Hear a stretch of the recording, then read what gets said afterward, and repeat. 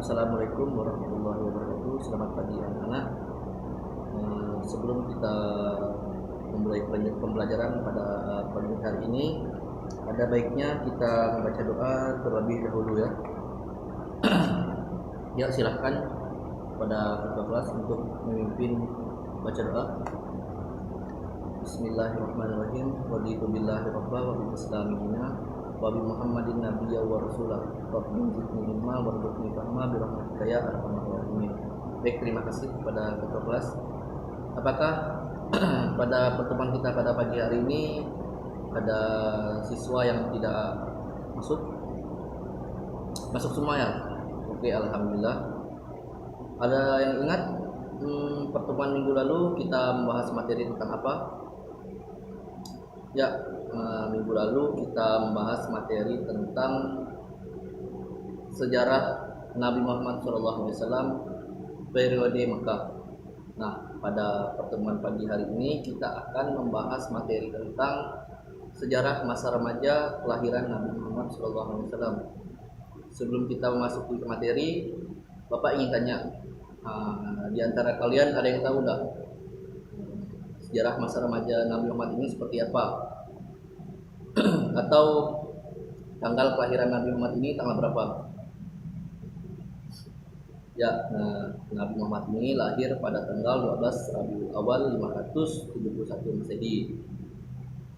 Bapak harap sebelum Bapak menjelaskan materi kita pada hari ini lebih dalam, Bapak harap anak-anak sekalian mendengarkan dengan baik dan tidak ada yang ngomong ya, tidak ada yang berbicara antara satu sama lain. Nah, Nabi Muhammad ini lahir pada tanggal 12 Rabiul Awal 571 Masehi atau bertepatan dengan tanggal 12 April 571 Masehi. Nabi Muhammad ini menjadi yatim sejak ia berusia 6 bulan di dalam kandungan ibunya yang bernama Siti Aminah. Ayahnya bernama Abdullah bin Abdul Muthalib. Nabi Muhammad ini sempat diasuh oleh seorang wanita yang berasal dari Bani Sa'ad, kabilah Hawazin, yang bernama Halimah Sa'diyah. Bersama Halimah Sa'diyah ini, Nabi Muhammad diasuh hingga usia 5 tahun. Nabi Muhammad di perkampungan Bani Sa'ad itulah Nabi Muhammad tumbuh dan dibesarkan hingga berusia 5 tahun. Kemudian ketika ia memasuki usia 6 tahun, Nabi Muhammad pun diasuh oleh kakeknya yang bernama Abdul Muthalib. Setelah sepeninggal ibunya yang bernama Siti Aminah, ketika Nabi Muhammad pada situ berusia 6 tahun, ibunya yang bernama Siti Aminah itu meninggal. Nah, setelah sepeninggal ibunya, Nabi Muhammad ini pun diasuh atau diambil alih oleh kakeknya yang bernama Abdul Muthalib dari usia 6 tahun hingga usia 8 tahun. Nah, bersama kakeknya ini Nabi Muhammad diasuh dengan kasih sayang yang luar biasa serta perhatian yang sangat besar dari kakeknya. Sayangnya kakeknya Nabi Muhammad ini meninggal ketika Nabi Muhammad berusia 8 tahun. Kakek Nabi Muhammad ini pada saat itu adalah seorang pendeta yang pemuka Quraisy yang sangat disegani pada saat itu. Kemudian setelah sepeninggal kakek Nabi Muhammad ini, Nabi Muhammad pun diasuh oleh pamannya yang bernama Abu Thalib. Nah, bersama Abu Thalib ini Nabi Muhammad tumbuh menjadi seorang anak, dari seorang anak-anak hingga usia remaja. Nah, bersama Abu Thalib inilah Nabi Muhammad diajarkan bagaimana caranya menjalani hidup. Bersama pamannya ini, Nabi Muhammad diajarkan tentang ilmu perniagaan. Bahkan sejak masa remaja, Nabi Muhammad ini sudah menjadi seorang peternak milik warga Mekah dan mengembala ternak itu di gurun pasir. Nabi Muhammad melakukan itu demi menghidupi dirinya sendiri. Jadi Nabi Muhammad tidak bergantung kepada pamannya, tapi Nabi Muhammad menjadi buruh menjadi seorang pengembala ternak milik orang lain di gurun pasir Mekah yang sangat panas pada saat itu. Nah, di gurun pasir itu Nabi Muhammad memakan tumbuhan-tumbuhan yang ada di gurun pasir tersebut. Di gurun pasir tersebutlah Nabi Muhammad ini menghayati apa itu arti kehidupan, tentang kesendirian, dan rasa tanggung jawab yang begitu besar. Nah, pamannya Nabi Muhammad ini melihat kecerdasan Nabi Muhammad ini pada saat itu berusia 12 tahun. Karena kecerdasan Nabi Muhammad, ia pun diamanahkan untuk ikut mengelola perekonomian keluarga pamannya. Nah, bersama pamannya ini Nabi Muhammad sempat ikut berdagang selama 3 tahun. Nabi Muhammad pun mengambil barang dagangannya dari majikannya yang bernama Siti Khadijah. Nah, setelah kafilah dagang Nabi Muhammad dan pamannya ini sampai ke kota Basrah di wilayah Syria besar, di kota tersebut terdapat seorang pendeta yang bernama Buhairah. Nah, pendeta tersebut sangat terkenal di kota tersebut.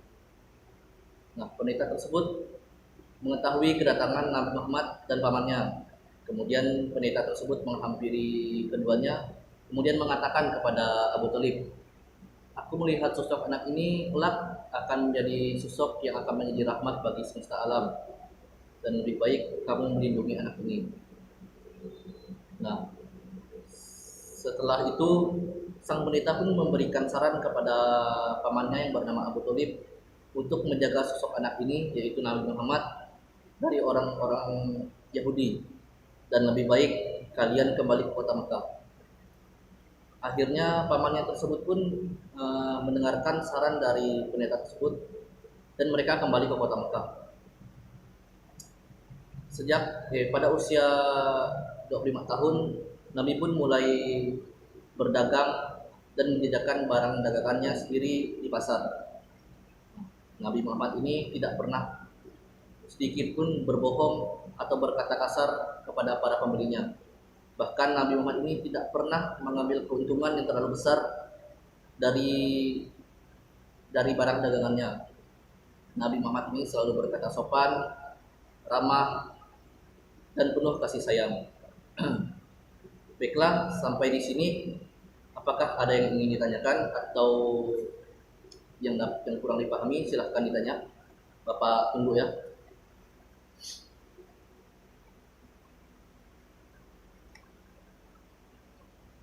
Sampai sini tidak ada yang tanya ya. Jadi kesimpulan materi kita pada hari ini adalah Nabi Muhammad ini lahir pada tanggal 12 Rabiul Awal 571 Masehi atau bertepatan dengan tanggal 12 April 571 Masehi. Nabi Muhammad ini menjadi yatim sejak ia berusia 6 bulan di dalam kandungan ibunya. Nah, Nabi Muhammad ini sempat diasuh oleh wanita yang berasal dari Bani Sa'ad, dari kabilah Hawazin yang bernama Halimah Sa'diyah. Kemudian tidak lama setelah itu Nabi Muhammad diasuh oleh kakeknya hingga ia berusia 8 tahun, dari usia 6 tahun hingga 8 tahun. Sepeninggal kakeknya, Nabi Muhammad pun diasuh oleh pamannya yang bernama Abu Thalib. Nah, bersama Abu Thalib ini Nabi Muhammad diajarkan bagaimana caranya menjalani hidup dan diajarkan tentang ilmu perniagaan. Nah, sampai di sini karena tidak ada yang bertanya,